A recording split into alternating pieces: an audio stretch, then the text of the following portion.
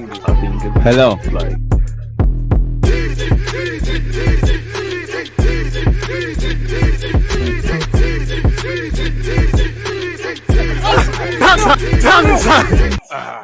Are we live? Of course we're live, people. Deluded, I'm back again. Good morning to those of you locked in over here in the UK. In fact, I say good morning, good afternoon to those of you in the UK. Good morning, good afternoon, good evening, of course, good night, depending on wherever else you guys are. Please do me a favor and hit the like button, get your opinions in, make yourself comfortable. I hope you're all having a good week. You know, we're at the halfway point now with it being Wednesday. Hope you've moved that much closer to your goals, hopes, dreams, and aspirations. As usual, it's always a pleasure to be here locked in with you lot and speak about football. Obviously, it's another jam-packed day. Here slightly later at 12, obviously at 12 p.m. From 2 p.m. I'm going to be playing Football Manager very quickly, and then I believe 5:20 I'm going to be over on Twitch. We're doing Barcelona versus Dynamo Kiev. Hope to see you all there because you lot voted for that. Then you've got Man United, Atalanta. So please make sure you're setting your reminders and things. You know, again, I'm having a great start to the day. Even these disliker brothers or these saddos, you get me? Like, we're all 7 hours away and we've got 16 dislikes. But, you know, you lot can't stop the thing. You lot can only delay it. You know, if you genuinely hate on the thing so much that you're making sure you're spamming disliking and probably paying for dislike bots, your mother gave birth to a wet wipe and she should have swallowed. It's that simple. And I'm sure your father would have preferred that because they're probably in an unhappy marriage because they've given birth to a bitch. But yeah, anyways, 16 dislikes on that one. Where's the other one? I think there was 20 on the one you lot are watching. There's 25 dislikes, but they can't stop me. You know, it can't stop me. It's just roadblocks. We keep going, man. I'm in a good mood. Like I said, man, I'm blessed. You know, I've got my health. I've got, you know, I've got things going for me. You know, I've got you lot supporting the thing. It is well, it is, people. No one can stop this thing. They can't stop it. We keep going. You know, we've got an international brand as well. We've got Trinidad and Tobago locked in. I'm sure CS will be here. Get me? The Americans and Canadians, and we've got Australians and everywhere else here, there, and everywhere. So please make sure you're hitting the like button, even more so as we got some fucking haters on this thing, but they can't stop it. You know, the engagement levels keep going mad. You know, we keep growing in terms of subscribers. You can't stop the growth. You can't stop what the universe has plans. You can delay it. But like Mo Salah, cream rises to the top. They might have not rated him at Chelsea. They might, as you say, these are one season wonder. But eventually, you're seeing Mr. Mo Salah, and yeah, man. I am greatness and them things there. I can't lie, people. Shout out to Google because I am liking actually being in the new look Arsenal changing room and stuff like that, man. You know, I might keep this for the Football Manager live stream. But yeah, I hope everyone's well and safe. You know, we'll touch on Steve Bruce. Obviously, he's been given the clip. We'll talk on that in a minute. Hit the like button. As I said, you know, Lacazette's been linked with Everton and West Ham. We've been linked with Cunha, which I can't see happening. You know, I know we'll preview the Villa game tomorrow. Tomorrow, obviously, with Friday. But I kind of want to touch on a couple of things in relation to, I think Lokonga's done something.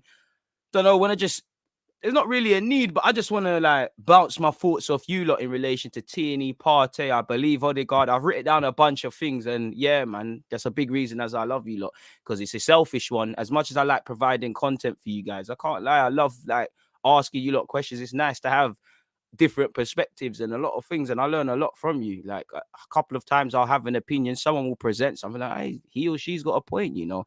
But it is what it is. Prime 100% it's just board journalists and stuff. But as an Arsenal fan, you know, I actually don't mind the board rumors because it allows me to dream. Sadly, you know, I like indulging in rumors that aren't going to happen because it arouses my imagination. And then on that topic as well, you know, I'm pretty sure I speak for many Arsenal fans. I wouldn't say we necessarily enjoy watching our club. Like yesterday, you know, I watched the highlights for Sporting. They had a good game. You know, Ajax bopped Dortmund. You know, there's other good games here, there, and everywhere. Atletico Madrid, Liverpool. One love to everyone that was in the watch along for that. That was crazy. Don't really enjoy watching Arsenal Football Club, but it is what it is. I love the club, innit?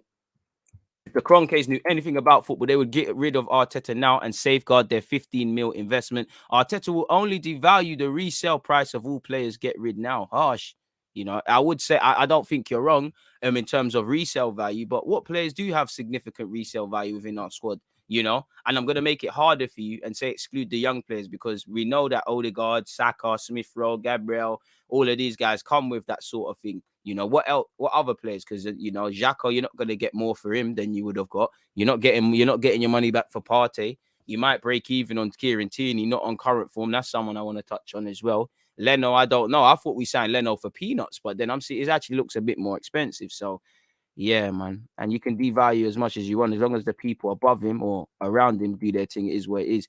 YouTube need to look into this. It ain't normal. It ain't normal, Tyrese, but hating isn't normal. You know, hating someone you ever know. You know, most people, if you don't like something, you're going to ignore it. You're going to air it. You're going to shut it down. That's me anyways. If I don't like someone or something, they're irrelevant to me. I don't care what they've done or whatever. But some people wake up with a hard on for man. And, you know, obviously, shout the galley. You can like whatever you want. You know, no discrimination. But you lot do your thing. I think that's a bit weird. I'm genuinely living rent free in certain man are piping out their girl and they're going people and that, like they're seeing man, like they're going deluded, you know. They're piping their girl thinking of me.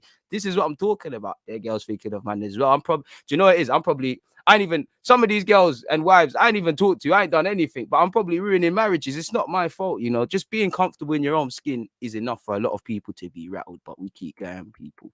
We keep going. Of course, that's DG merch. Come on, shining and profiling, man. You know the thing, you know. Check out the link from the night button, do whatever. Haters are part of this as a story. Come on, man. Let's not give them any more attention, man. Let them, you know, anyone who's genuinely disliked, if it's not your cup of tea, I'm not talking about you. You're allowed to like and dislike. I'm talking about these bots or these haters or these people that are not playing by the rules. And YouTube already is a game of pissing in the dark. Now, man, are trying to make it hard. You know, from the bottom of my heart, once again, suck your mum with a dirty straw. That's it. If you got a problem, come see the guy, man. It is what it is. Gang shit. But anyways, moving away from all of that and giving love and attention to the people who do support the thing. Like I said, hit the like button, people. Let's just make these dislikers look like twats. Moving forward, anyways, with what you lot have to say, you know. And I can't lie, people. I woke up today, I was like, I'm tired, man. I want to be live, man. There's hella lives. And I thought, you know what? Let's go again. And as I say, I appreciate all the support, man. Joe, I'd hate myself as well if I had that much anger for someone I don't know personally. I mean, if they knew me personally, they might like me. You know, all the dislikers, let me buy you a drink. And dash it in your face, you fucking mugs. You think I'm blessing it with you, lot? Myth, no prisoners, bro. I don't know why it's such a sudden dislike, but there's no prisoners, bro. You know, I give love, you know, I give love, but you have to give out. Like Pablo Escobar, silver or lead. We give everybody respect. If you don't respect me, I don't respect you. Once again, for those in the back, you know, suck your mother, like with a dirty short.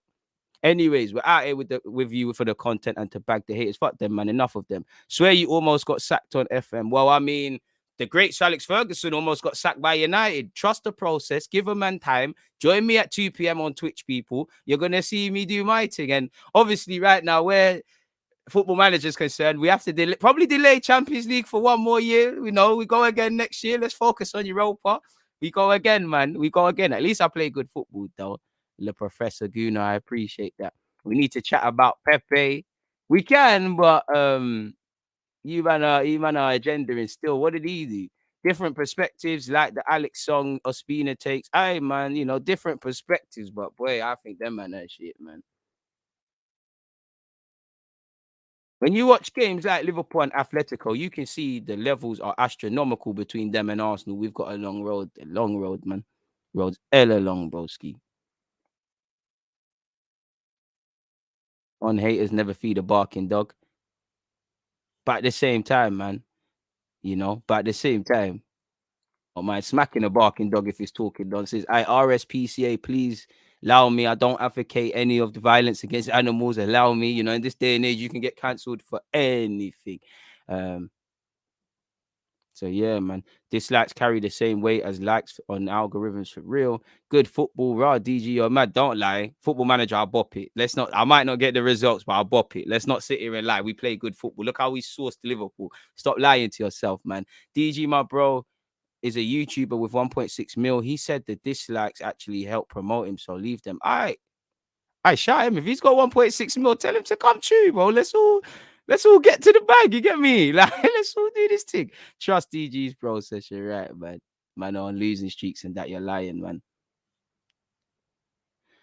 So when we were 1-0 up against Spurs, also at home, why didn't we just park the bus from there? Why were we so eager to put up more? But Monday we were moving shook, and it goes down to game management. We don't know whether to stick or twist. We don't know whether to twist a bit and stick a little. We don't know, especially when it comes to seeing out games, especially when you look at, you know, I look at that Spurs game, fantastic example, because the second, and many people will sit there and say we was 3-0 up and all of these things. I think the most decisive goal we scored in that game was the second, because if you remember, we had a fantastic start, flying out the blocks. There was a little stage just prior to getting that goal, 5-minute stage, where Spurs started to find their rhythm. Son, I think, had 1-2 efforts. I think Ramsdale to make a save. Then we got it. You know, the second half, there were margins that could have went against us. There could have been a pen shout. Mora's shot could have deflected in. Kane could have scored his chip. All of these things, shoulda, woulda, coulda. It didn't happen. But these are margins that go against you. And we've had margins that have worked favorably for us, like you've seen actually with Crystal Palace 2 years in a row at home. But sometimes these luck run out. And as much as I think the manager has to promote street smartness, yes, we have a young and naive side, but at the same time, I'm sure some of you are probably about 16, 17. Some of you are older than me and probably in your 50s. Whether you've been a pro baller or not, you've played Power League or five-a-side, and you've been in situations where you think, okay, the game's is 5 minutes before halftime. Let's just hold the game. Let's hold it. And for me, what annoys me about Arsenal is sometimes you have to be humble. Like, a team might be on top of you. They're all on you. It's their time. It's their passage on the game. Let's just respect them. Let them do their thing. But let's keep the basics. We don't know whether to stick or twist. And when you don't know whether to stick or twist, when you're not able to do that high intensity pressing all the time. And actually, if we're going to do that, we need to be able to rest. Because like you've seen, you know, the Spurs game you just spoke about, I would say when Arteta first walked in, Man United and Chelsea at home, go and watch those games again if you don't have time. We started very well in the first 45 and then we kind of tanked out. It's about understanding these sort of things. And it's like, we either play with a handbrake or the handbrake never goes up. And as you lot know, at some point, you know, again, I know when I drive, you don't always need the handbrake, but if you're on the slope and you put that handbrake down, you know what's happening. The car's rolling back, man. It's one of them to be wary of, man. Come on, Sandro. Come on, man. Both Laka and Oba said the team stopped playing. Neither of them indicated stopping was by design. Laka said he trusts the manager to figure out what happened. Thoughts on their comments? See, it's one of them ones where I don't know at this moment. You know, everything that happens on the football field has to be a reflection of the manager. So by that logic, it is with Arteta, but we've just kind of been speaking about players solving it themselves. I would say it's the culture. Our culture at Arsenal, yeah, it's probably improved under Arteta in terms of the emphasis on clean sheets or looking a bit more polished defensively, but we don't do the hard graft, you know, we don't do the hard yards, and I don't think it's because that aspect of the game isn't preached enough. You know, we're not learning from our mistakes. How many examples, you know, we always say if you was to isolate all of these comments that Laka might have said, or all of these games where we haven't taken results, and you didn't necessarily know the game, you'd say the same thing. So I do think there's an internal block. I do think a lot of these players are not able to learn for themselves. You know, I don't think Arteta's probably promoted self-explanatory. You can't always give a man the answers. How many of you have got children? You know, you probably tell your or how many of you have been sons and daughters and whatnot. When your parents or whatever, or your friends are telling you something, they might be telling you the truth, but you don't hear it. Sometimes you need to learn yourself and the penny needs to drop. And I think Arteta shows his naiveties time and time again and needs to improve. But the players, especially the more experienced ones, there's little game management. You lot have played football. You lot know mentally, okay, the ref says there's 20 minutes left. There's 5 minutes left. We're a goal up. Let's calm it down. Like, even when let's be real, we was handed a goal against Crystal Palace that we didn't really work for. We're getting fouls 2-3 minutes before the end of the half, and we're still trying to fly forward. It's like sometimes this is why I don't really like the 1-0 to the Arsenal thing, because we fly forward or we're timid, you know, and 9 times out of 10, if we don't get the insurance of scoring bare goals, as you know, we're in trouble. Like, you know, we only had a 1-0 lead against Crystal Palace. You could see it coming. Now, me and you have never kicked ball at a professional level for Arsenal Football Club. So why can me and you see that Crystal Palace Crystal Palace, Chelsea, Brentford, whatever, they're getting something in the game, whether it's been individuals or tactically? Why can we see this, but maybe the gaffer or the players can't? And if they can, but they're not doing something about it, then that's our issue there, man. You know, we're unbeaten by accident. Trust, bro. Like, trust. You know, you know, on one hand, I give us credit, but on the other hand, it's not with merit. Like, we're playing anything far from convincing. It's a false image. But people at Arsenal, fans love to hide behind things. You know, they love to a lot of what the fans cry about with the team, mediocrity, light, false narratives. They want it because when we went on that unbeaten run on the Emirates, we're unbeaten. You know, people want to scream we're still unbeaten now. People wanted to scream we had the best defense or one of the best defenses in the league, which Yeah, statistically it might be true, but you know in your heart you're lying to yourself. Best team since 2021. People just want to cling on to something rather than look at it all. You know, I wouldn't, you know what? I'll give credit to the Spurs performance in whole. And I think fans need to really understand where we are as a football club. Credit to the Spurs performance without nitpicking, but it hasn't been, we haven't been control of a whole 90 minutes this season. We haven't. Even the Norwich game, fair enough. You know, that was what really, realistically, that was mad one-sided. And the Burnley one was extremely one-sided by the incidences. But it weren't amazing, you know. And again, the goals, we barely score, but we're not even scoring good goals, if I'm completely honest with you. So we're just going to have to deal with a lot of these things, I guess. Yeah, that's a couple Arsenal thoughts. One love to everybody tuned in. Please make sure you're setting your reminders on the several bits of content on YouTube and Twitch. Please make sure you're hitting the like button and driving the engagements, people. 41 likes. Can we keep up in that? Make sure you're hitting the likes on the Man United stream. Where are we at now for the likes on that? Right, 2 likes.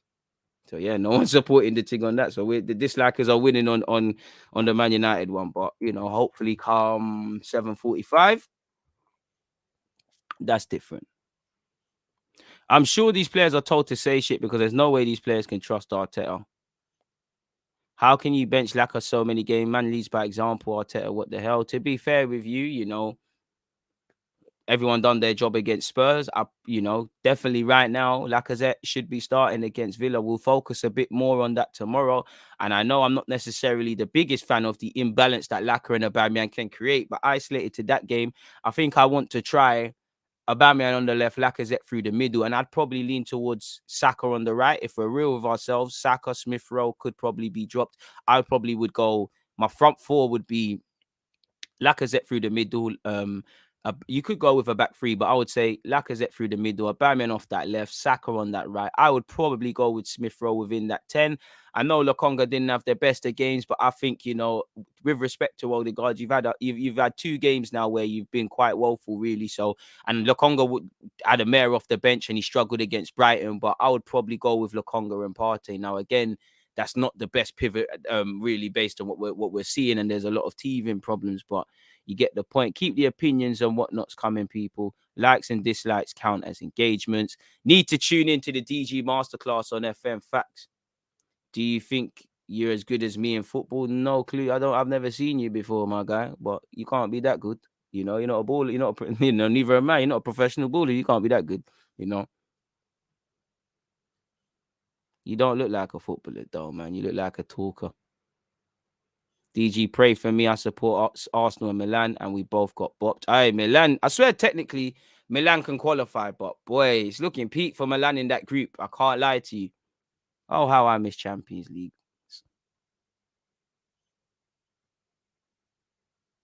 What else have we got to say? Really enjoying the comments, people. I don't get excited watching Arsenal anymore, man. You would think having no Europe would make them play better in the league. I told you, lot, you can't keep doing all of that. You know, maybe no Europe will help us prepare more. Maybe Europa League because you can give young players allows us to rest more. No, because at some point, you know, it doesn't, like, you know, people were sitting there and they would say things like Arteta needs time, which is true. But what are you doing from Monday to Friday?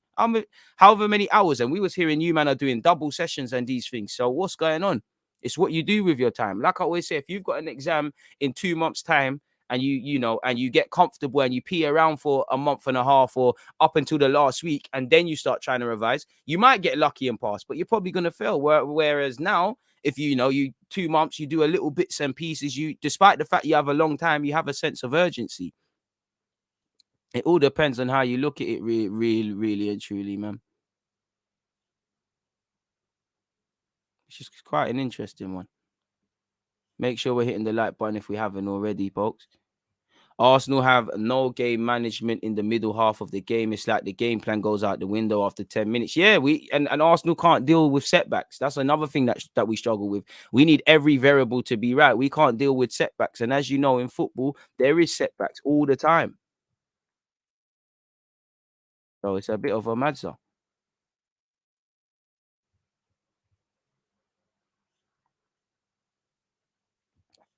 Drones. Bro, you see when Arteta first come in, yeah? Remember when Arteta come in and we were seeing that training drill when he's like, oh, we getting the drones in the training grounds, just like with Emre. All of these things means they're full, because once you get past all of that and it gets down to it, what are we doing? Really?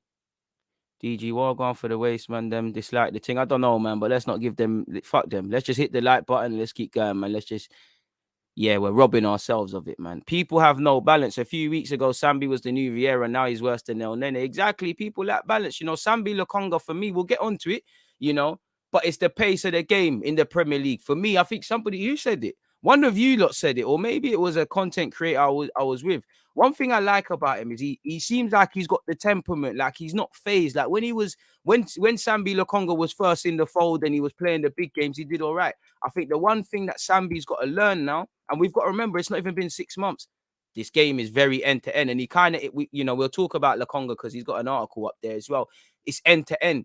As a midfielder in the Prem, you can't afford to get caught out of position. You can't afford to be blinkered. You can't afford to lose the ball because again, a lot of people were sitting there and saying, "Oh yeah, why didn't Partey be the guy on the left hand side against Brighton?" And I agree with that. I think this is first. It's Lokonga, for example's first time going against Brighton. He's still probably dealing with the culture clashes of the Premier League. Him and Tomiyasu have had some good moments, but they've been given welcome in periods. It's end to end. I would have thought Partey on that left hand side. You do the covering for the left back thing. You're a bit more experienced, but same way, I think that's a cop out. If you're a centre mid, it doesn't matter if it's highlighted a bit more with Granit Xhaka because he's left footed and Arteta and all of these things. Centre mid, something that Xhaka never used to do and something I get annoyed about. We don't help each other out, our fullbacks out in wide areas. Jude Bellingham against Besiktas, perfect example a few weeks ago of helping your teammates out. Sambi needs to be able to do that. I think where Sambi's got to deal with, he's got to focus, focus. Don't get caught on possession. As a midfielder, you need to know what your next 10 passes are before, the next 10 minutes has gone. Make sure your positioning is spot on. I like how he likes to pass, but a bit more. I know he's spoken about wanting to be a number 8, but for what I've seen, you're a 6, broski. You're a 6. I still believe in the Partey and Lokonga partnership. We need, even if it's not Partey, we need, even if it's 10 years from now, Arsenal need to be able to play 2 number 6s, a 6 and an 8, 2 8s, 3 8s, bare number 10s. There's 38 Premier League games. We ain't got no variety. In fact, we haven't even got a 30 partnership. Like, I'm not going to sit here and lie. Partey and Odegaard, it's been hit and miss. It was a miss in the last game. Maybe it was a bit different because we tried to have Odegaard and Smith Rowe narrow, but it was poor. Brighton, it kind of looked rubbed as well. Odegaard looked amazing against Burnley with Partey. It looked rubby in the last game. Lokonga and Partey, let's be real, it's looked rubbed when it's been together. Xhaka and Partey are hit and miss. Sometimes it's a hit, sometimes it's a miss. I'm not even going to include El Nene. You can draw many conclusions where you want with El Nene and Maitland-Niles. And, the midfield, I always say it, until Arsenal's midfield gets sorted out, we can forget about anything because the middle third is arguably the most important in football nowadays, really. 9 times out of 10, battles are won and lost in midfield, and our midfield don't score goals, don't keep possession, are not rugged and snap at heels like we saw with Palace. Our midfield is a bunch of players where you look at them, they can do a little bit of everything, but what are they? Lokonga's still young, but is he a 6 or an 8? Is he a 6 able to play as an 8 or an 8 able to play as a 6? During Thomas Partey's time at Arsenal, what is Thomas Partey? He's played a couple of different roles. Granit Xhaka, what is Granit Xhaka? What is El Nene? So when you can't, Maitland-Niles, when you can't consider what these guys are in general on their ones, and then and now you look at them, what are they like as a pivot? What do they stand for? Again, and it's down to Arteta. I don't think he knows, all right, this game against Joe Bloggs United, I can go with a back 3 because they're going to match us. This game, I can be a bit more expansive and things like that. And I feel even though we went on and we still are on an unbeaten run, players have been chomping at the bit to get places. You look at the Spurs game, everyone did their job. But they're, arguably Saka, Smith Rowe, these guys, a lot of these guys could have been dropped. And likewise, Pepe and Lacazette, who I feel, based on how they played against Palace, they can actually retain their spots in the team, if I'm honest with you. Definitely Lacazette in his cameo. I can't understand. I know the frustrations with Pepe and people can talk about losing the ball, but I think if you watch that with your eyes, there's no way on God's green earth you can agenda Pepe based on that Crystal Palace game. I don't like to do this. Oh, don't get at him because he was poor. I hate fans that do that. Like, it was Bellerin was poor, but what about Xhaka or what about this and that? We've all played poor. Call a spade or something along them lines. But I just think, you look at Pepe weren't that bad. Pepe's got to the point where he's getting agendas. He was no worse than Odegaard, Tomiyasu, Thomas Partey, Lokonga, definitely worse than my man. Like, even if you scrutinize it, I thought Ben White and Gabriel played well, but watching it again, didn't cover themselves in glory for the goals. You know, Tomiyasu was top 2 worst performers for me in that game. Top 3, tied between Partey and Odegaard. Really. So until we learn these lessons, man can forget about a lot of stuff, man, really and truly. Yo, DG, who can Arsenal displace in the top 6, bro? It's a myth, bro. I don't know. Who would you describe as the top 6 off the top of my head? What? You know, Man United, Man City, Man United, Liverpool, Chelsea, Man United, Man City, Liverpool, Chelsea, Leicester. I would say, I don't know if that statistically makes sense. Leicester, you probably have to give it the Hammers now. But hey, based on how we're playing, I don't know, broski. Love the new background. Come on. I don't know how we got 27 likes, but we keep going, man. We keep going. Celebrating the draw, how low our standards have dropped. Cam, I'm not gonna lie, yeah.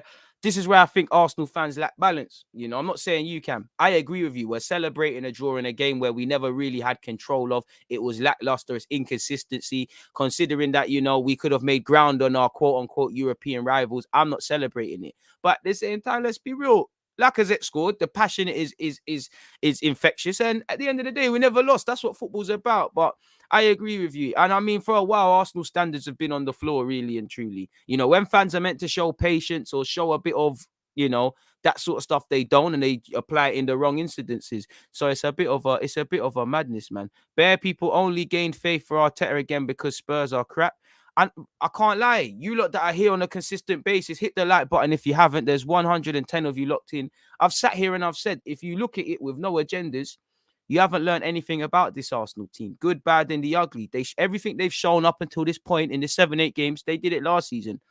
Occasionally where things go quote unquote perfect, beating Spurs, not losing when you're supposed to lose against Brighton, dropping dumb points against Crystal Palace, failing to hold on to leads, conceding silly goals towards the end of games. All of these things, you know, unable to break teams down, poor man management, poor game management, question marks with the tactics, question marks over experienced players, you know, imbalances. All these things, we're still at the same point. You know, we're just going like that. It's the same, it's the same ish different year. We ain't done nothing, you know. I'm not saying I would have been saying something different, but I would have, you know, sentiment might be different for me if you was to beat a somewhat Crystal Palace team who I feel people are over gassing and over exaggerating their form slightly, but you failed to do it. Or if you beat a Brentford team, which obviously in hindsight went on to show everybody what they're on, or a Brighton team. Now, to be fair play, 2 of those games, pardon me, 2 of the 3, we didn't lose. So I don't want to give credit, but I'll give you credit where it's due. I can't, you know, you have to give or take. So it's one of those ones, if I'm completely honest with you. Again, people, let's cover Lokonga very quick. I might as well start off this. Well, I say start off. We've been here 28 minutes. I might as well just go with where I'm going with this, people. Albert Sambi Lokonga calls on teammates to adopt Arsenal star Lacazette's mentality. Sometimes you need, and this is where people need to understand it's a squad game. Now, we were poor in the Crystal Palace game, but there's going to be games you need man off the bench to be the galvanization. And games like that, you know, I'm a passing merchant, so I'm Lacazette FC. You know, from minute one, he's gassing the fans. And I personally don't think Arsenal play enough on that sort of stuff. There's games where obviously Spurs was pressing high, was doing our thing.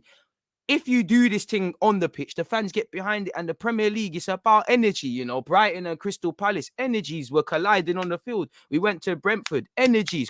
Thomas Frank from the jump, gassing up the team. Brentford and Chelsea, energies. This is what it's about. The Prem 9 times out of 10 is a dogfight. Now, as you know, no excuses, but the Premier League, I think it's going to be an NBA thing soon where everybody can win the league from first to last place. Everyone can win it. And I do think the middle ground is getting closer. Like, you know, yeah, it was an L for us to lose to Brentford, for me not to beat Brighton and Palace, but these are going to happen across many teams. The gaps are closer between teams now, really and truly. And it's down for our players. So when you're not galvanized all the time, when you need it to be a big game, when you're struggling to show consistencies in terms of the mentality and how you're playing, we're in a dangerous territory. And it's always going to be the ones that aren't playing that are the stars. Xhaka hasn't played in the last 2 games. His stock has gone up. Lacazette, fans were calling him Turkey, threat, calling him a defensive mid last year before, you know, he had 2 seasons in one. The second half of the season, Lacazette finished strongly. So there's a lot of narratives to be written, and he's right. You know, Lacazette's got that never say die spirit, never say never spirit. Shout out to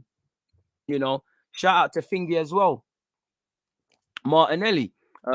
Sambi's held his impact, and he went on to say, people, I think apart from the goal, we didn't do well in terms of quality, simple things, which is true. I can't lie. every time I hear Sambi Lokonga, he says it honestly, and I don't think he's going to last long speaking honestly, but I like how it just seems refreshing. He calls a spade a spade. You know, I really hated for years when Arsenal, we've sat here and it's a 90-minute game, which we struggle to understand, but we might have been good for the first 10, and then bare mistakes are happening past that. Too many times we'll focus on the first 10 versus the other 80 minutes of the game. But he said, so it's difficult to say that we started the game well because we only had the goal. I don't think we started well. I think after the opening goal, we were too relaxed. We were relaxed too much because we had to look for a second goal. We had to put more pressure on them, and we didn't. Exactly. And I mean, to be fair to Arteta, he must have given the importance. But what's going on with Arteta and the players? Because you need to play the same way you do against Spurs and all these things. You know, again, you need to go out there and believe that bread is on, 3 points is on the line, jobs are on the line. It just feels with Arsenal that there's always tomorrow. And in life, there is always tomorrow. Ian Wright's doing my man dirty, man. You know, I'm not even going to lie, people.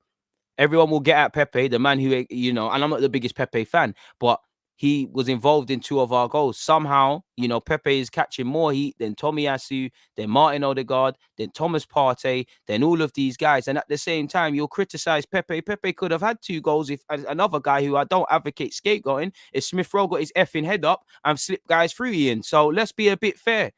I'm seeing Ben White and Gabriel cop heat as well. They could have done better for the goals, but this is the problem. We win, lose, and draw together. No one does it alone. Even though Lokonga and Partey made these mistakes and it had a part to play, we all take the L because we never killed off the game. We didn't. It's like Atletico Madrid yesterday. They might look at the ref not giving them a pen, or they might look at the red card, but you lost the game because collectively in the first 15 minutes, you lot pissed about. Anyways, I think Lacazette did well today. He backed me. He backed the team. I think when he come on, we have to bring this mentality that Lacazette did. I think he brought fire when he came on. That's what we need to try to do every time someone comes on. And you didn't do that. So you need to ask yourself why you didn't, people. And scrolling all the way down, he said, I want to play the next match as quickly as possible. When you play a game like this, you are hungry inside because I made a mistake. Don't go chasing your mistakes. Accept the L. I want to play the next game as quick as possible to change everything. It's difficult because we have to analyze them. I think the goals are from 2 mistakes. One of them mine as well. It's an area where I cannot lose the ball. So it's difficult to speak about the goals when I made a mistake. And exactly, you made the fundamental mistake, but then I look at the sequences of play. Nobody brings the man down. People are at 6s and 7s. Nobody's aware of the markers for the, Gabriel's not close enough for one of the goals. Ben White for the other is backing off. But it's not them who started it. It's the sequence I'm now getting at, really. So it's a bit mad in that regards, really and truly, people. That's what Sambi Lokonga's had to say in that regards, folks. Scrolling all the way down, like, I just wanted to bounce some thoughts off you. For me, just general thoughts about Arsenal. I don't want to be too reactionary. Tomiyasu, I think he's more nervous than we thought. And I say this because he spoke about, being nervous for Spurs, being nervous for Norwich, nervous against Brighton. He showed he's human. I still believe in Tomiyasu. I think he's a right back that we've wanted. He does his job. But I think, we're going to have problems there at some point with his, clearly, I like Arteta's system. He's got his narrow right back so he can have Tierney bombing forward. But surely at what point does it become overcompensating? And it's not like Tierney's playing well for his own back or something's going wrong. At some point, surely you need both fullbacks to go forward. So we're going to need Tomiyasu to improve a tenfold because I don't even think he's a championship player in terms of his ball playing ability. He's quite shit in that regard. Saying that he was involved in the goal. Norwich, he almost scored a volley, but he needs to improve on the ball because at some point we're going to overcompensate. And then it made me think, is there going to be an avenue where we're going to look for another right back that probably might not be, I don't know, not as good defensively, but is a bit more better going forward. So, I think Tomiyasu looks limited going forward. He looks limited. He's had a rough couple of games, still back in, but I do need to see an improvement and an improvement fast because I think you're getting away with a lot. Partey needs to raise the levels. I do think, I would be disillusioned because Partey is expected to do everything. It doesn't look like he has clarity over his role in midfield. It looks like he's trying to do a jack of all trades, master of nothing. He has played well this season, bossed it against Spurs, bossed it against, Burnley, had a good pre-season. Only the one, struggled against Brighton, really struggled against Crystal Palace. I'd say Palace is the worst game I've ever seen in a Thomas Partey play for Arsenal. But I need him to raise it because the jury's still out in relation to that price tag. Odegaard's been poor in the last few games, and I'm a big fan of playing Odegaard and Smith Rowe. As I say, there's games where you need both. But I would have liked Arteta to have realised from the Brighton game, there's also games where you can't have both. You need to have other members of the side. You need to have other guys off the bench. And I personally feel, I don't think Odegaard would be dropped for Villa. And again, anyone, again, as much as I spoke about Tomiyasu, Partey, and now Odegaard, if these guys, go on to do well, they make themselves a hero, and that's all you want to see, people. Lacazette's the hero against Palace. If he plays and misses tappings and we don't beat Villa, then he's a villain, and whoever comes off the bench is the hero. Much is life. I think Odegaard should probably be dropped. Really, there's a lot of players really should. I don't think there's too many places within that team where you could say they shouldn't be dropped. Saka's vital to the team, but if Saka, to a degree, Smith Rowe, Odegaard, Partey, Lokonga, let's be real. Anyone that plays on the flanks, anyone that's been playing up, well, Aubameyang based on the last game, no one's really nailed down their shirts. Tierney again, and if Tavares was closer to Tierney in terms of ability and all-round package in what he brings to the game, Tierney might be struggling for game time. So there's question marks really. I would say only Ramsdale, Gabriel for me, Ben White by default, but mainly just Gabriel and Ramsdale. You look like the only ones that you're nailing down them shirts. Tomiyasu by default as well, but we just spoke about him. So I think there's a legit case. We're down to our bare bones, but maybe to drop Odegaard out, because obviously if you're going to play Odegaard in the 10 and Smith Rowe out wide, it can work. I don't think you can play, saying that you did it against Burnley. I think the Palace game showed you might need more direct threats. Like I said, people, I think it's time to be honest about Tierney. I don't know what's going wrong with him, but he needs to find his form. It's not that he's playing poorly, but he's just not got out the blocks. And I don't know if it's, when you're playing so well for Arsenal and to the point where, we're relying on you too much. And I've seen it with Saka, Smith Rowe, Aubameyang. Sometimes the juice runs out. I don't know if it's changing tactics. I don't know if it's fatigue in the Euros, but something's not quite right with Kieran Tierney, in my opinion. I've also spoken about Pepe. Lokonga just needs time and he'll get it right. But again, I've got more time for certain young players like that than I have for the manager, if that makes sense, people. So it is what it is in that regards, people. That's all. I just wanted to. Like I said, people, and I'm going to see your comments. I'm pretty sure you lot have counteracted some of these points I've made. I just wanted to, that was just me being a soundboard, people, really. I just wanted to get my thoughts out. One love to everybody tuned in. Please make sure we're hitting the like button, people. Please make sure we're hitting the like button if we haven't already.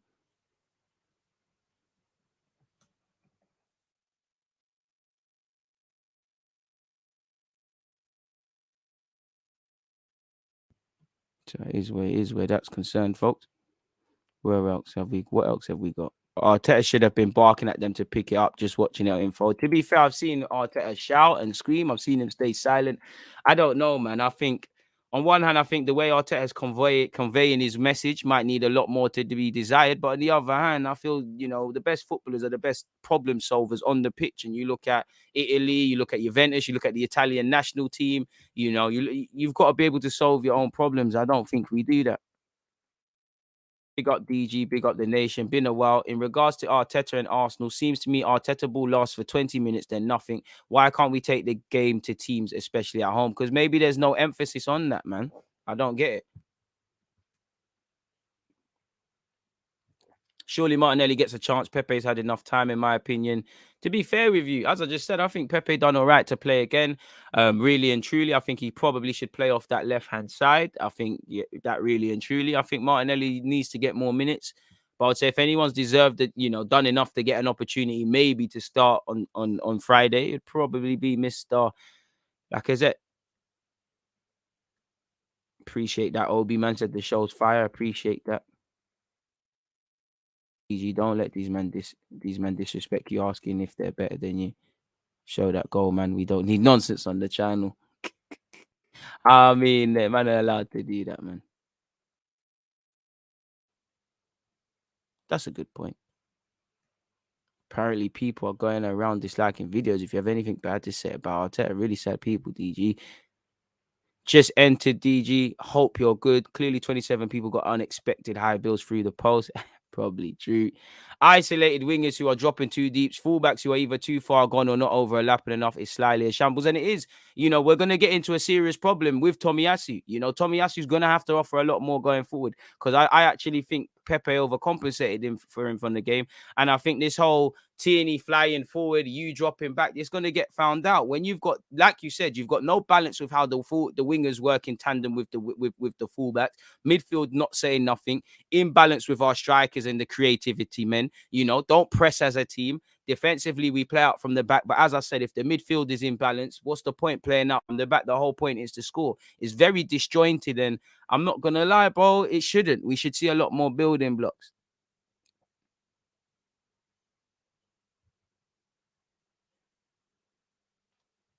Arteta should have another month, then he'd be done. Enough time and money spent now. As Troop said, Patrick Vieira has been in 2 months and Palace look better and having a better playing style. We are still too slow and predictable. And that's facts. Everyone's been saying that. But what I would say in relation to Vieira and using Vieira as an example, as much as I love it, has he been there for 20 odd months? Now, I'm not defending Arteta. I just want to know if the sentiment's going to be the same because it's been 7-8 games. And I really feel, not that people are overrating Vieira, but, I don't understand why they're getting why Palace are getting plaudits to the sense of where Brighton are. Palace are below us in the table. They had 1 win in their last 7. They ain't really done much. So I hope the sentiment changes. Take nothing away from the job he has done. Players ain't playing for Arteta, only playing for each other, DG. I don't think they've down tools quite yet. I mean, in general, I would give Tavares a run, but just because, again, I think anyone that's not doing their job, someone else should get a try. I'm not sure about Tavares, though. I know he's a left back, but I'm probably more comfortable playing you left or right wing because I just feel he's one of them madmen. Like, he's bombing forward. He's the guy. Defensively, he might be a shambles, but he might get an opportunity, man. Better he's not the man for Arsenal, DG. That's exactly what he wants. I feel like he wants another more forward-minded fullback. I mean, he might need to do that. Tommy has no composure. I think that's harsh. Mad harsh. Ben White moves to centre mid, bring TT to centre back and bring in Lamptey. Oh, and I can't get behind that still, apart from the Lamptey thing. Those mistakes show our inability to pass the ball swiftly as there's no telepathy. I can't say that, man. There's no understanding between the players. I can't say that word, man. I didn't celebrate the second goal. I actually cursed the TV out and went bed. I can't lie. I see one thing of AFTV. Turkish is killing me. All the others are jumping up and down. I can see Turkish is vexed, man. Shout out Turkish. I mean, someone needs to tell Turkish to reply to Turkish. Someone needs to tell Turkish to fucking reply to my WhatsApp. Fair play. Big up, cop. See, other cop. It might not. You know what? Maybe it's not a personal DG thing with these haters because still suck him on for a straw. But someone else I know has been presented issues. Like another content creator. I don't know what going for them. Villa is gonna be another draw, bro. I'm shook of Villa because I think Villa they can see cheap goals like us, but yeah, man, they've had our number, bro, and they're gonna be vexed because they didn't win. And you see me, I don't know what it is, but I mean, if you're a boxer, like a heavyweight boxer, if you're AJ, you should know everything about Fury. You should know everything about Dylan White. You should know everything about everyone or whatever. If you're a doctor, you might be, I don't know, you specialize in, probably not in a good example, but you might specialize in one aspect. You should be aware of everything that's other things that are happening. And I don't think, if we look at the craft of football, I don't quite think our players do that. I'm not naive. I think they all, well, Benjamin said he doesn't, but I think they all watch football. But the way I've seen us go against historically some of these players, the way I saw us play against Crystal Palace, you didn't watch Crystal Palace because you knew for 2 things that you needed to do from the start. Earn the right to play and win your first and second balls. It's like people have never seen Benteke play before. So can I really have confidence you man are going to go and play Danny Ings and realize that this is a man that can hang on the last shoulder? This is a guy that always has goals. I've seen us have that same naiveties about Jamie Vardy. And when you look at it, I know fixture list has been moved and stuff, but we're playing some of the most lethal hitmen soon. We've got Vardy, Leicester away, and they seem like they're picking up form. We've had, I wouldn't say lethal hitmen, but Benteke has spoiled our days on a number of occasions, Cristiano Ronaldo, I think it's been moved to December or something. Again, he's one of the most lethal strikers. Danny Ings on Friday. Again, I don't get the vibe that we understand these things. I think the defenders actually do, but I don't understand. I don't think we do these things. I really don't. I think there's. I don't know what we're doing in the analytical department, because again, it seems like we've got all the fancy technology and whatnot, but we're not doing the basics. Are we overloading these players with information? Do these players have an inability to focus? I don't know, man. But there's several things wrong at this club, man. Bro, did you lot hear my belly growl, people? Boys, I'm fucking hungry. Definitely gonna eat before we go online, people. I'm live at 2 p.m. over on Twitch. Again, please make sure you're hitting the like button, not only on this video, folks, but you head over to, open up another tab. Not like that, but open up another tab. Even if you're not gonna be here, do what you can for the engagement. Hit a like button. And then obviously Twitch. Again, Twitch is your best friend. Look at all the schedules, people. Look, people, we've got Trust the Process, we've got Barcelona Kiev at 5:20. Tomorrow, Lazio versus Marseille. Curtis Shaw will be here on Friday. Well, that will be on Twitch.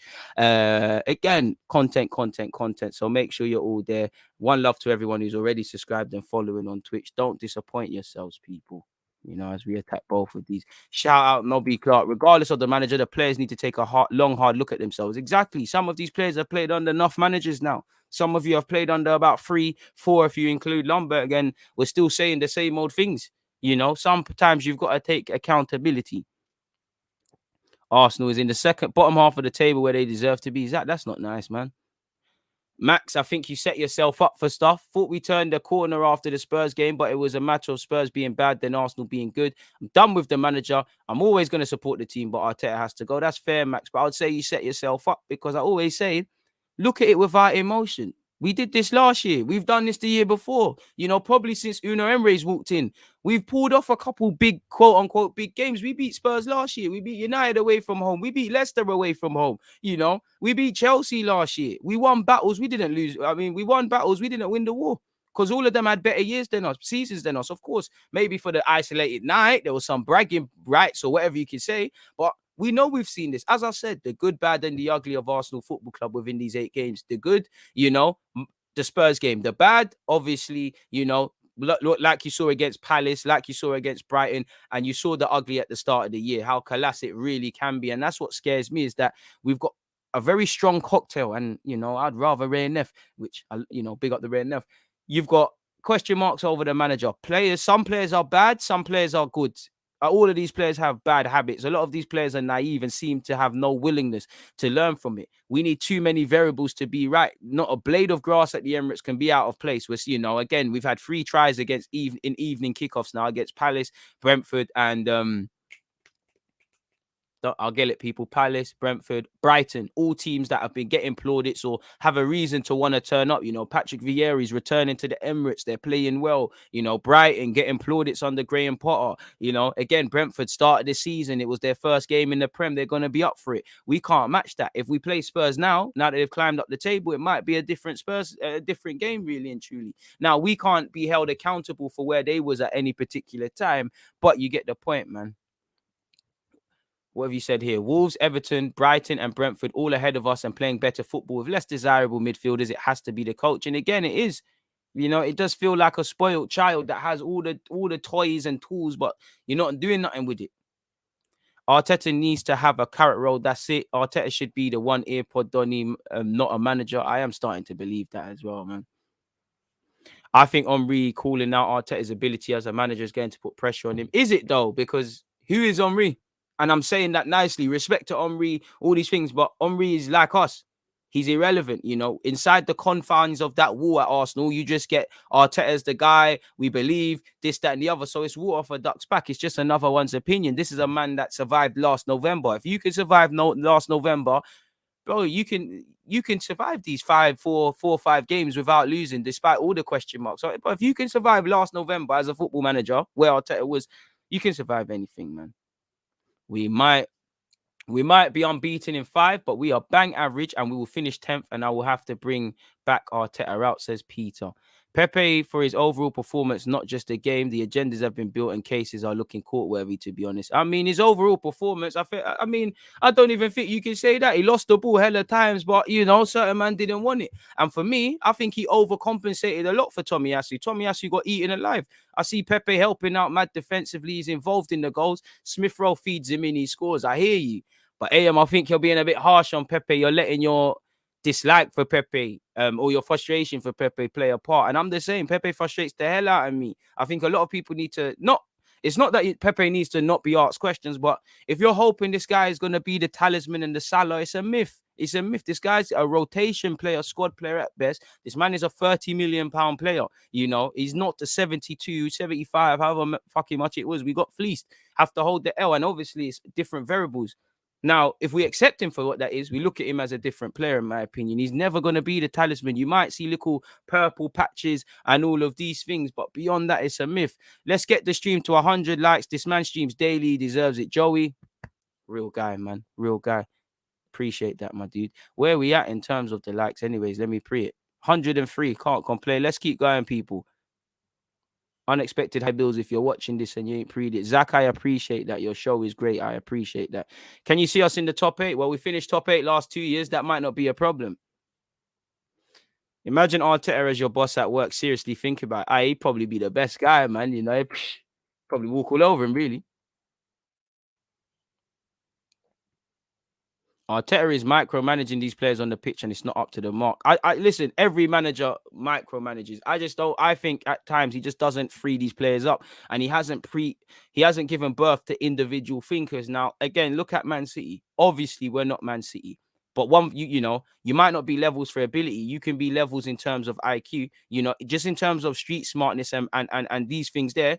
I'm pretty sure there's not much between Brentford, Brighton, and Man City. Again, street smartness, this upstairs, you can think as well as someone. You might not be able to spin a ball on a sixpence like Kevin De Bruyne could do what Bernardo Silva could do. But if you hear the way they speak, they manage themselves, whether it's post-game and they've dropped points, they know exactly where it is. They sort things out, not just when they're on top of games and they might need to score, but when they need to sit. I don't think Arteta has preached that. I do think we're up for fouls as a team and tactical fouls, but I don't think, a key part to controlling the game is also breaking down things. And especially if we're going to have less of the ball than a lot of these teams, especially the bigger ones, I don't think we kill games enough. We take, when we've got the lead, we take free kicks too quickly. We don't frustrate teams. We don't time waste. We don't do all of these We don't do the less glamorous sides, and you don't necessarily see these things. And I think there's a couple men in the team that do, but you can't have 2-3 players out of an 11 do it. Man said, has Tierney downloaded the Arsenal 2.0 update? You know how stinky you have to be to lose a midfield battle against Palace? Let's be real, in fact. With the same squad and a different manager, we'll be top 4. I don't agree with that. I believe with a different manager that's able to maximize more out of these players, get more out of these players, and has more clarity in his tactics, you might see us chase, be more consistent in terms of chasing after Europa or Champions League place. But this squad ain't good enough. I don't think there's a balance. I don't think this squad is quite as bad as people make out to just do the woe is me thing. I don't think it's as good as to say confidently you're going to finish ahead of United, despite the fact that they've got Oli and in a similar situation, and Man City, Chelsea, and obviously Liverpool. But there'd be a lot more. If you look, I can't lie, turn around and look at that squad. And if you believe it's a top 4 standard squad, I know Arsene Wenger did it with some nobodies, but times have changed. It's a myth.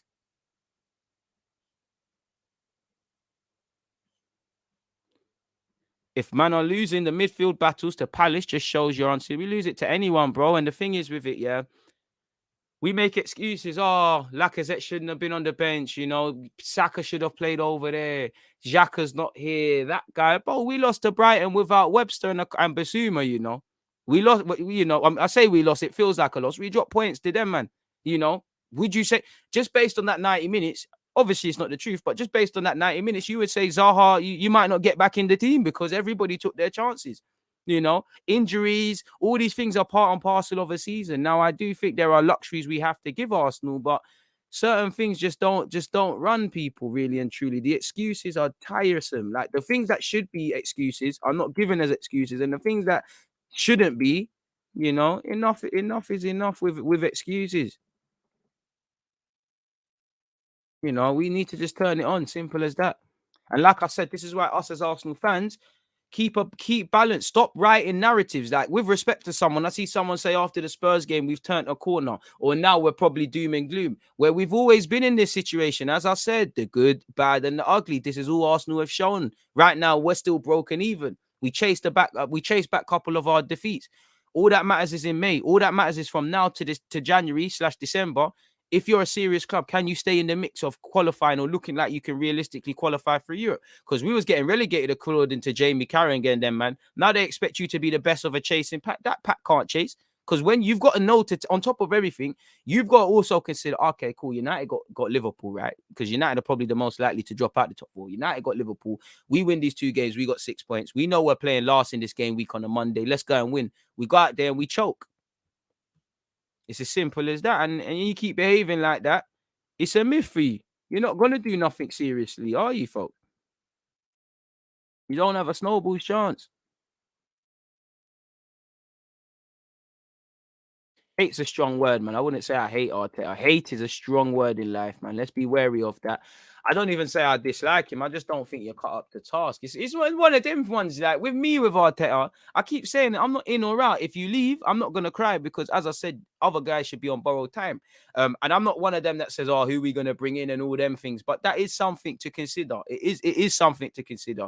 But at the same time, I think too many luxuries are afforded. I think, you've had enough time to show us certain things. We should be, if not necessarily ahead, we should be in a healthier sort of state. We should not be asking the same things, really. So I wouldn't say I hate him, but jarring things and the naiveties are becoming a bit frustrating now. And at the end of the day, a team's a reflection of the manager. Everyone gets injuries.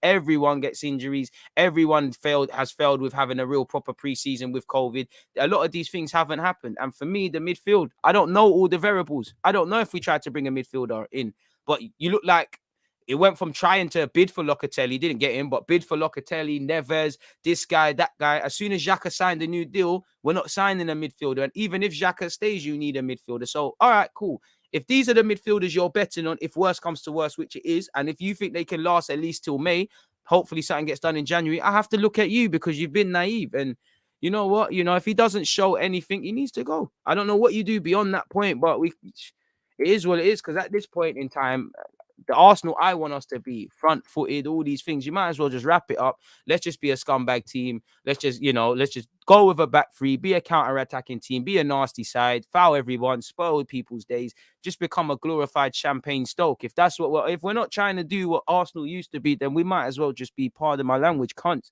just ruin everyone else's day. And even that, we need to be we need to have more bastards in our team. We need to behave like bastards, because we're trying to, or we claim, we look at the dynamics. I'm not saying we spend money, but people spend money. People do several things differently. And we always try to go against the grain. It's like we go to gunfights with knives and fists, and we're surprised that, we're dead. So, like, what's going on? Not that I advocate violence, just to paint a picture. It's crazy. We need to adapt to recent times, man. No one is going to save us but ourselves. And again, I think football's getting like NBA, with everyone going to do everything. So it's a madness. People need to fix up very quickly.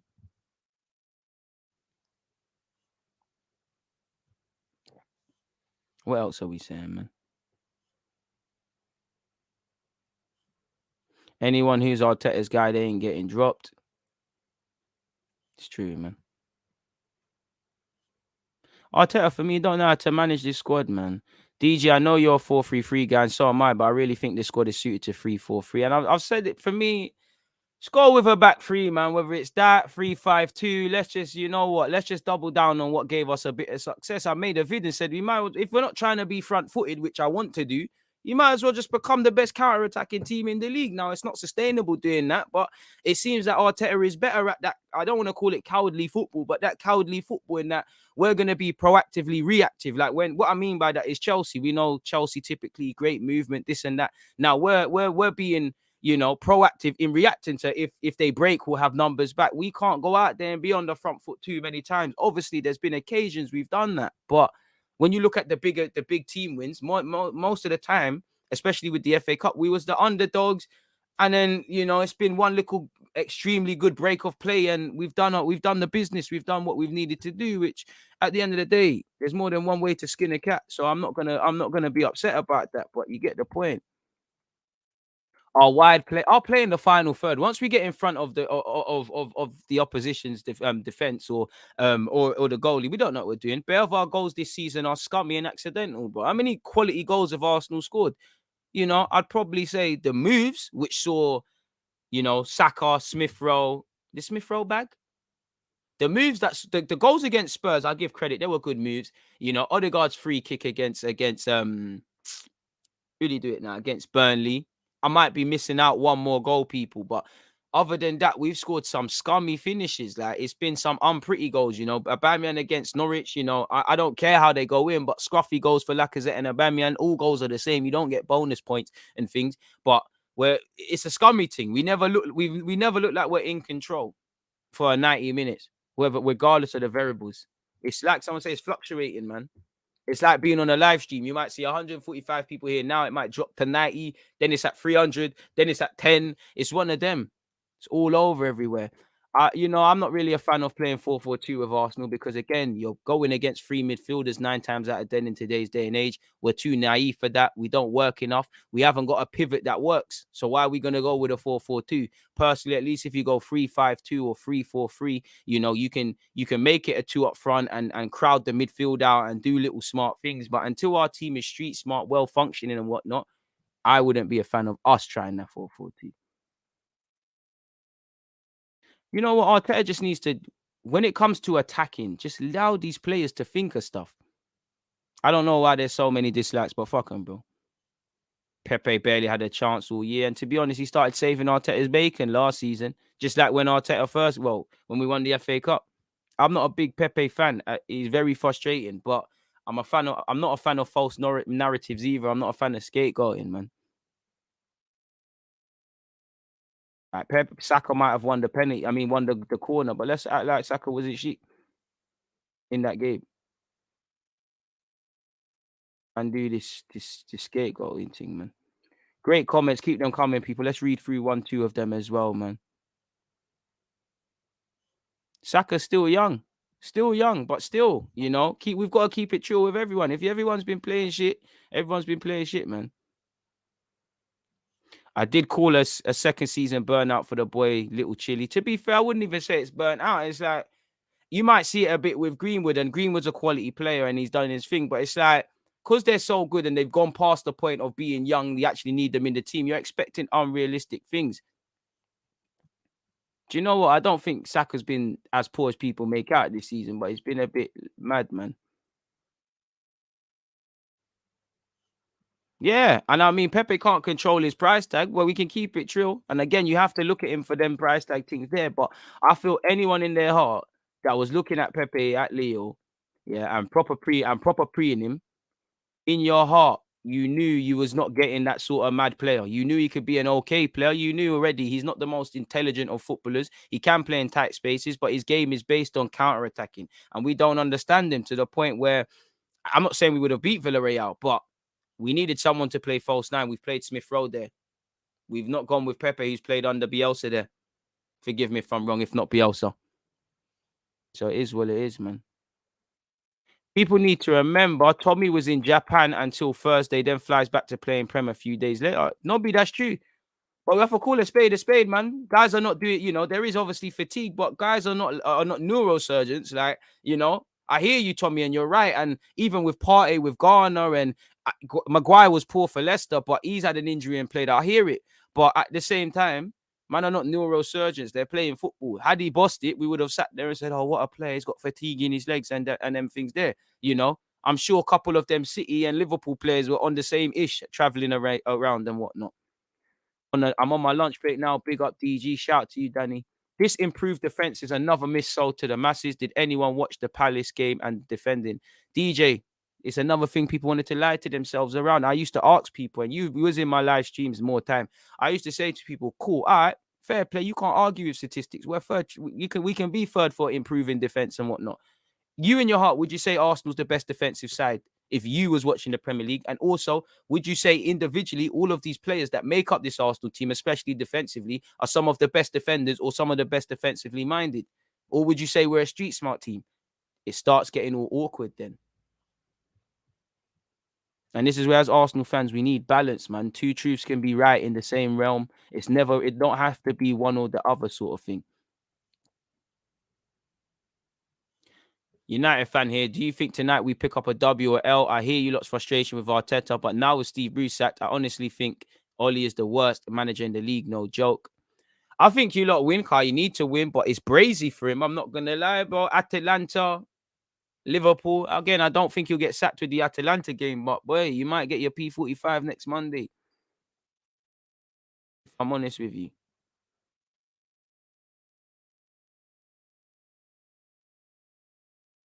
Support the club, yo. We are not Man City at the moment. Even if Klopp is managing, will be the same results, bro. Remember that. Pat, so one love to you, but I don't think anyone's asking for that. You know, whoever said Arsenal's making top four smoking the mad thing. The stress in your voice got me rolling loud.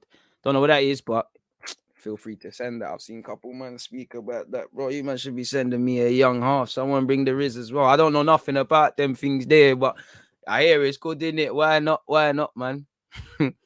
Jumping in the stream while I'm at the office today. GG getting me through the grind. Big up yourself. Come on, man. I appreciate that. Obviously, at 2 p.m, people, we go live again. That's over on Twitch. We're going to play Football Manager for an hour or so. 5:20 is going to be, I'm even forgetting the content now. Barcelona versus, what team there again, man?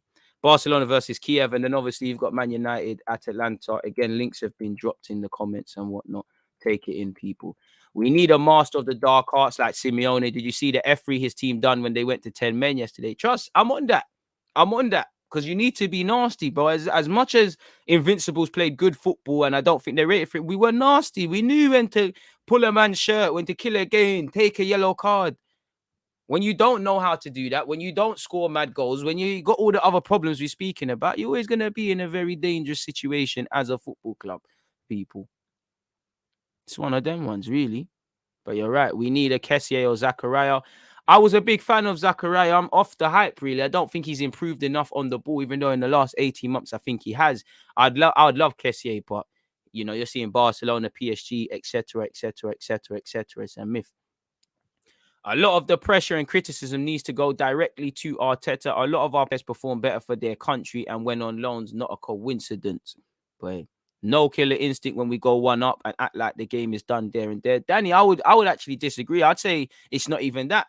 I would rather sit here and be able to say, okay, cool, we're very naive. We scored one goal, we're still flying forward, or we scored one goal, we got scared. There's elements of both, but it's never quite one or the other. It's like you don't know they're not trying to do that, they're not doing that. So it's like when we go a goal up, like against Palace, it's like, all right. That's what I look like for me, anyways, watching the game again. It's like, we didn't expect that. All right, we've won the game then. That's why we're mad casual in that. Aubameyang, this is it. Aubameyang's just running around for no reason, bro. Pressing, I don't admire pressing on your ones. I admire what Aubameyang did because I think he done it well. But the pressing is dead. The pressing is the one thing that I feel should be here after after however many periods Arteta has been at this club. We should be able to press properly, consistently. Whoever is in that team, we should be at a point where, if Xhaka isn't playing, if Gabriel is pulled out, if Pepe or the mix and matching with the front options, there shouldn't be too much of a drop-off in quality. Look at Brighton. You know, they've lost Ben White. He was playing week in, week out. Yeah, you can say he weren't their best defender. No real drop-off. They were without Webster against us. Now, there was reasons for us not doing the no real drop-off. If according to the game, you know, if we win, it doesn't matter. But when we don't, it's always, why isn't this guy there, that guy? And a lot of it's true, but this tells you where we're at, man.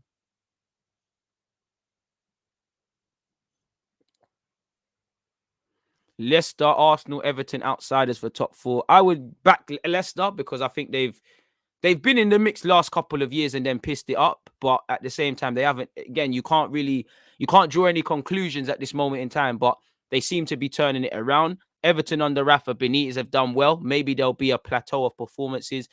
Arsenal, no chance. You're not even outside the club. We're not even in the line trying to get in. They've said last century we're trying to get in. It's not even one where if you come with girls, you can drop the queue. We're not involved. We're in our yard. We're on tag. You can't go to the raves. Arsenal are not getting top four. And I want to be wrong. I want this to get clipped up. But come on now. Anyone in their heart believes Arsenal's going to get top four. It's a myth because the wickedest thing, like you've seen in the last couple of years, as crap as Arsenal have been, we could have got it. We haven't been too far away. But as mad as it is, Arsenal will always find a way to disappoint. United, United, Liverpool, Leicester, all of these teams that are fighting for top 4, 5, whatever. These lot could keep dropping points week in, week out. We are not going to take advantage of that and make ground on these guys. And suddenly, the wickedest thing is it starts adding up. Not turning up against Brentford. The Chelsea and City games. Okay, cool. They go either way. I'm not really. If you turn up, something could happen, but Brentford, you don't turn up and get nothing. Crystal Palace, you're pissing about. Brighton, you're pissing about. That's 3 points you've already dropped. 3 different games where points have been dropped before you obviously talk about City and Chelsea, where you're going to have to play them again. And that's also off the back of, can we honestly say as fans that the stuff we've seen in the Brighton, Brentford, Chelsea, City, Palace, half of these games, even Spurs where we've won, can we say in the last 30 or so games that are left of this campaign, can we sit here and say we're not going to see these things again? I mean, if you want to say that, you can. I think, I respect everyone's opinion, but I'd say you're probably lying and, you ain't been really watching Arsenal, or you don't watch Arsenal really and truly. Arsenal have a good squad. I disagree. I think we have a better team than people make out, but again, people overrate it. I don't think we have a good squad. Personally, I feel on top of that, we've got a couple of decent individuals that have terrible bad habits. I mean, there's a couple of players I like, but I don't think we have a good squad. I always judge a squad on its worst. If something happens to Tierney, what happens there? If something happens to Gabriel, where are we at now? Tomiyasu, where are we at if something happens at right back? Up front, we're still not scoring enough goals. There's an imbalance there. Hopefully they get back to it. Midfield, shit options, really and truly. I don't really rate none of them. I like all the young G's that are coming up and that, and Martinelli, Saka, Smith Rowe, Lokonga, all of these guys, but it's a meaty squad. And you've obviously got a young squad. A lot of these men haven't walked the distance. Ramsdale's a lot more street smarter than a lot of these players. Why? Because he's been in relegation battles. Arguably the back-to-back relegations that people are getting onto him about, that's probably helped him have a success here. And being at Wimbledon, man, see what football's about, and they need to get 3 points. Some of these ballers, there's tomorrow in it. Some players, if you don't get it, you're not playing again. Or if your team get relegated, you might not kick ball again. I don't get the vibe that we're hungry. When you lot go to work, you're hungry. Whether you like your job or not, you don't do it. Well, you might do it half-heartedly, but you do it to a proper standard because you need to pay your bills. I'm not saying Arsenal players don't have pride in their performances, because I get it, but it's not transmitted. No excuses. It was just lackluster. 2 below average performances, still being caught with our pants down after all these years. I mean, Charles said it there, bro. I can't add anything, man. The midfield battle was lost through poor possession and lack of fight in the transition. Facts. And could happen against a championship level side. Manager's fault the side couldn't put 3 passes together. I would say the players need to take responsibility, because I'm seeing men that have played at Atletico, at Real, come from Hayland Academy, signed for big money. We talk about link up play and all these things. I've seen them do it. So if they're not able to make 5-yard passes, that's an L. But again, like if you're a business owner or an owner of a company, everything that happens is your fault. You might not have caused it, but everything that happens is your fault. Bro, Arteta came with this. Bro, he learned from David Moyes more than he did Arteta, man. And more than he did Pep. I don't mind if his style is defensive, but right now it's half in, half out, and it looks a mess. That's my thing. It's not a doubling down thing. It's making me feel like all these things we're doing accidental. Hate it or love it, only Partey only works in a 2-man pivot with Xhaka. They complement each other as well. No denying that. Saying that, I mean, no, I disagree. We can look at that, but there was only a few months ago we were saying it wasn't. We've seen them play well together. We've also seen them shank it up. I've seen Partey and El Nene, the 2 African midfielders, go and get us our first Old Trafford win in 14 years. I've seen Odegaard and Partey play bad but play well. So I do think they, you could say that, but I wouldn't say that's necessarily true, really and truly. And for me, anyways, if that's the territory we're in as a football club, this is another reason as to why Arsenal are not going to do serious things, because you're not building your house on strong foundations. If you build your house with meaty foundations and you're using the poorest of materials, when the sun's shining and it's sunny, it might not be a problem. The minute it starts raining heavy, there's mad wind, your house is gonna blow over. You're gonna get, what's the thing that happens when it's like damp and stuff? Your house is it's just gonna get fucked. Arteta won the FA Cup by accident. Bit disrespectful. I don't think you win a trophy by accident. You win it on merit. We had to go out there and apply ourselves against several teams. I don't think that was a fluke, but I do think a big reason for that was the managerial bounce, the fact that it's an unknown, the fact that everything was quite new and whatnot. But I don't think that's fair to say it's that. Come on, Atalanta. Absolutely spot on. The street smartness comparison with City players, DG, and that's what kills me the most about the caliber of players we keep signing, weak-minded players who can't self-manage. FA Cup system, part the bus and count. It might as well, man. What else is there to do, bro? The love of some of the players is going to cost Arteta his job soon. I'm praying. That's harsh. He is going to, man. Arteta's reliance on certain man, it's not strong enough foundations. Same thing that failed Emery and Wenger. Even the Saka goal versus Spurs wasn't nice. I can't lie, the break was.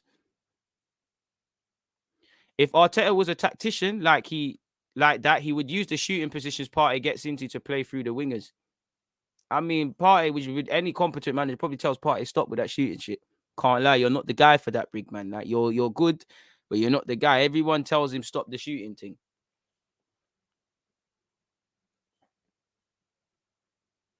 Start El Nene, Partey against Villa. We need someone to fight and win the ball back. With Partey, can't do it by himself. He's never played in a one-man midfield at Athletic. And again, we got players that we don't understand. One love to everybody praising the thing and whatnot. I see a couple of positive comments. Vinicius is free like a bird to play. Bro, he's moving mad, making me want to take my comment back. As a 5-year-old boy in 2002, I got my first PS2 in FIFA and saw Henry on the cover. Told myself I'd support this club. Wish I'd gotten another game. And I know a lot of us in our generation, I'm 26, we're on to Thierry Henry. I can't lie to you. He's got blood in his hands for a generation of suffering, really and truly. Trust, I want the best for Arsenal. That's the thing. I'm not loyal to any ideologies. I care about my club. The manager and the players will be gone. Another great stream, good stream, DG, but got to go. But I'll see you later on Twitch. My guy. Now, man said, DG, while you're in the Arsenal dressing room, do me a favor and burn his Guardiola for Dummies handbook. Oh, man. DG/Curtis is always quality. I mean, yeah, man. Hopefully Curtis don't flop. But yeah, man. Hey, DG, bring back the tactic board. To be fair, I should, but my tactical review of the last game is out, people. We spoke about it yesterday on the live stream, but also quite up for you lot because I'm well aware of, sometimes you don't always know it's out there and things like that. So I'll drop the link in here again. Hope you're doing well, Dan. Shout out to yourself.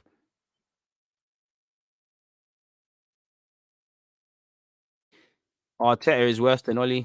It's like two nitties outside the bookies, man. Nah, it's not worth the time, bro. EG, do you believe Arteta's process? I mean, I can only believe what I see. I don't believe nothing at this thing, man.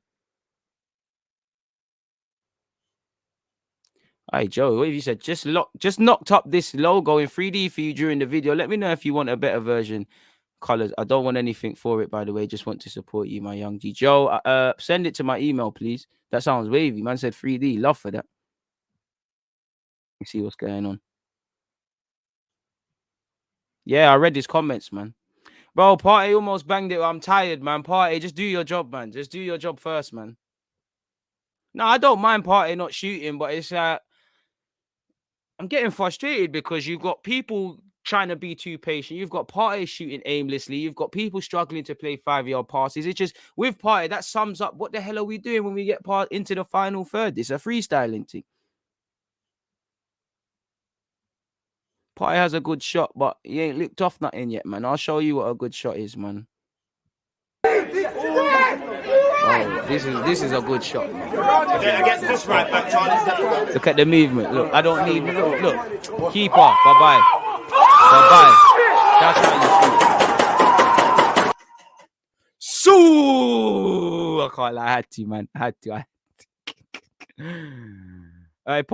Sometimes Partey at Arsenal has looked better by himself alone at the base as well. But they're saying that Crystal Palace, he looked like he was on his J's and he struggled. So I don't know, man.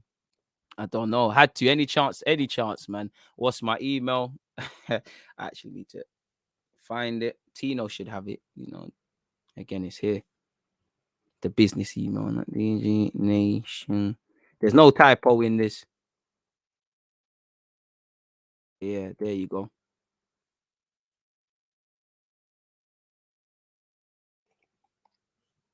I didn't notice the way the man them stormed the pitch. Well, that's what gassed me as well. We lost the game, but that game was an Arsenal team. We scored early. I was thinking, yeah, semi-finals, we're touching finals. Yes, ain't nothing. Didn't happen, unfortunately. We go again, innit? And I saw that goal completely differently. I thought I took a touch. I mean, I'd say for me anyways, the less I think about it when I'm playing football, the better it gets. When I have too much time to think, it's tired, man. On the bright side, we're unbeaten in 5 games. I mean, yeah, there's always some positives to gain, but I mean, it's kind of we're clutching. If we're real with ourselves, we're just clutching at straws, literally. If we're real. No more Bruce Ball. I'm this short. You know, I did say we're going to talk about Steve Bruce as well, because we did see he got the sack. So let's cover him very quickly. Pardon me. As you know, Steve Bruce has got the clip. Can't lie, I felt sorry for him reading his comments, you know. Like, my heart was bleeding for Steve Bruce, you know, especially because he's a Geordie. It must not be nice. Half of the world wants you gone where Newcastle's concerned, but this is the business. Steve Bruce, at least he got his 1,000th game, and we all knew he was going to get sacked at some point, innit? It didn't have to be when they took over. He wasn't going to last. Paul Fonseca has been linked, and I'm sure the bookies are having a field day. Steve Bruce has left by mutual consent. 8 million, though.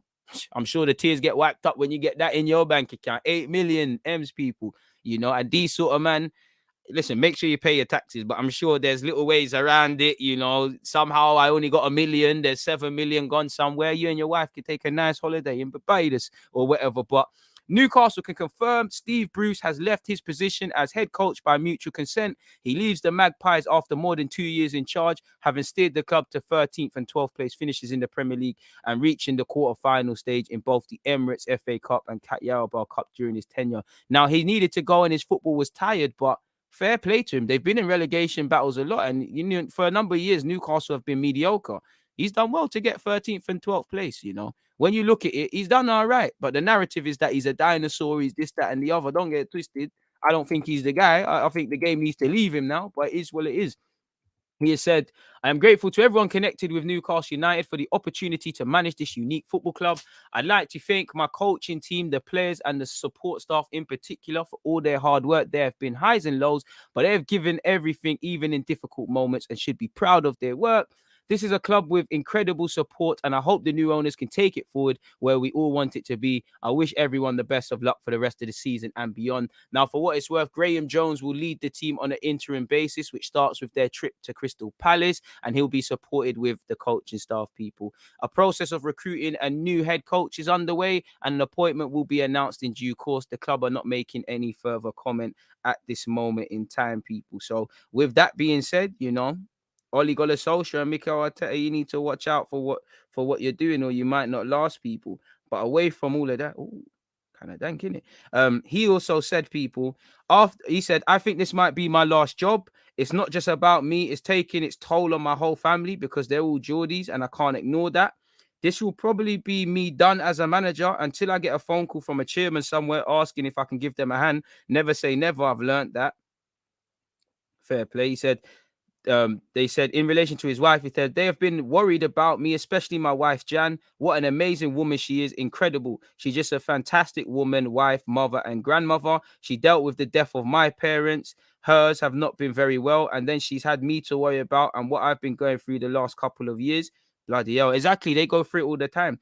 I can't take her. And he also spoke about his, you know, one thing that really sent a shiver down my back is pause, is Steve Bruce a couple of weeks ago, he was like, I'm happy that my family haven't seen this. I mean, my mother and father aren't alive to see this. And, you know, obviously the game ain't based on sympathy, but it's like, fucking hell, bro. And, you know, the game, you know, man is saying it there, fam, 29% win rate. Man, I forget the sack, innit?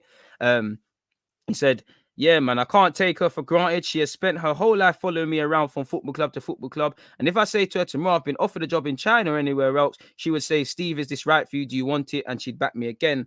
I'm 60 years old. I don't know if I want to put her through it again. We've got a good life. So, yeah, this will probably be me done as a manager until I get a phone call from a chairman somewhere asking if I can give them a hand. Never say never. I've learned that.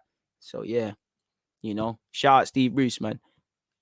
He's not a legend, but he's a legend, man. He's, you know, he's legacy gaffer, man. Shout out to him for his Birmingham, his, you know, his Wigan days, you know, real tracksuit gaffer, man. Hopefully you find another job, and obviously commiserations, you know. Again, no one wants to see anybody lose any job, especially with what's going on with COVID. And I know football, he lives in a bubble, but still, people. Anyways, yeah, man, Steve Bruce is gone. Yeah, man. Arteta on a 50% win rate. I think I don't have a clue what he's on, man. Arteta or Steve Bruce Polk. Myth. Wonder who's going to replace him. Paulo Fonseca's been linked. Yeah, I mean, keep the comments, the positive comments about the goal coming. You don't know. I could take all of that. Come on. You know, I'm just trying to stay fit. You know, if my agent comes through with an offer, why not, man? I see Sturridge getting moved. Why not? It's like telling Kante to shoot. It's not his skill set. Trust. Crazy, man. Arteta next, please. Harsh, man. Not gonna lie, if we're languishing around 14th in December, we'll see Bruce links. We will, you know.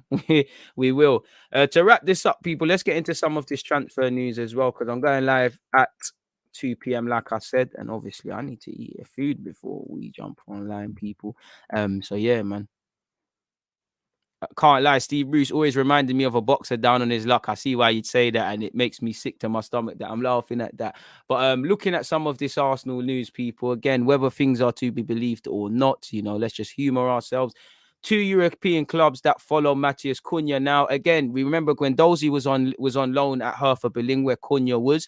Obviously, I'd imagine with Martinelli being at the Olympics and Gabriel could have went there. We saw how Brazil played at the Olympics, where Cunha also was. He's not playing at Atletico Madrid. You know, I've always found it funny. Lamar played well yesterday, and he's finally turned it around at Atletico. But there's a lot of players that go Atletico, especially that system. And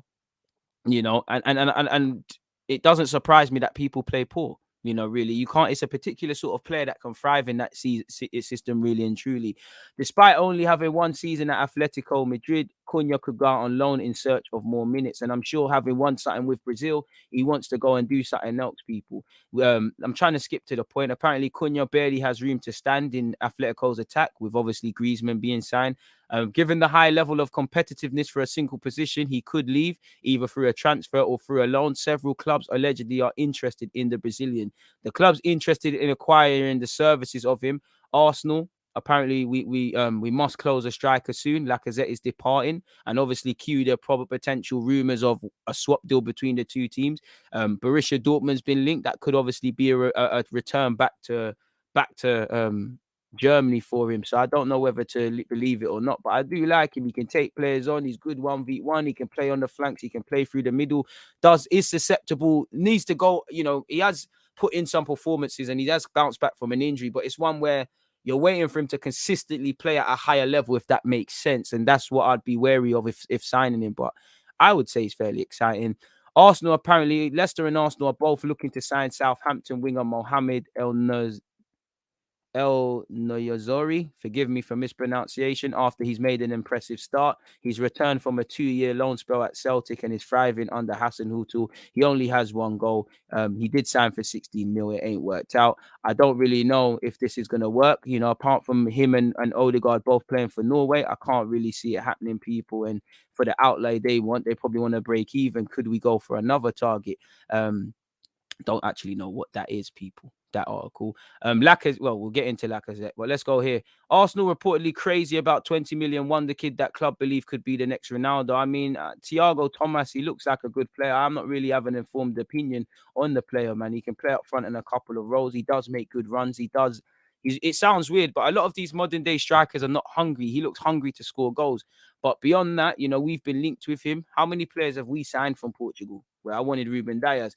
Apparently, Arsenal have been linked with the Sporting Lisbon player. And again, it hasn't actually said anything. It's just the fact that he's Portuguese and whatnot. Apparently, Eddie was in talks with Sporting, courtesy of the Sun, regarding a 20 million deal for him. And while the summer switch did not come to fruition, Arsenal will not take no for an example. According to an Italian publication, we're crazy about Thomas, people.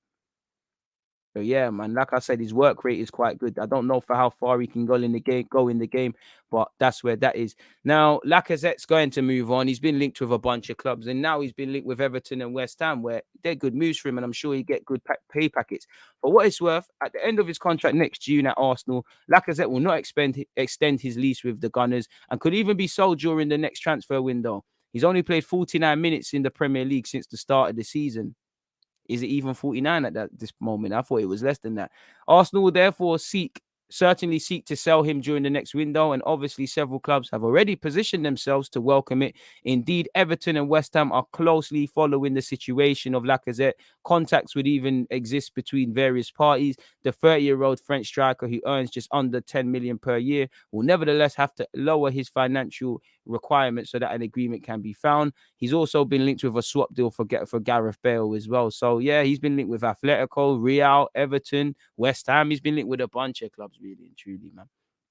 So yeah, that's that in relation to transfer news, people, really and truly. You know, that's where we end it. There's nothing really more to say on that front. Again, it's a bit of a lazy news day and whatnot. I don't think we destroyed Lacazette.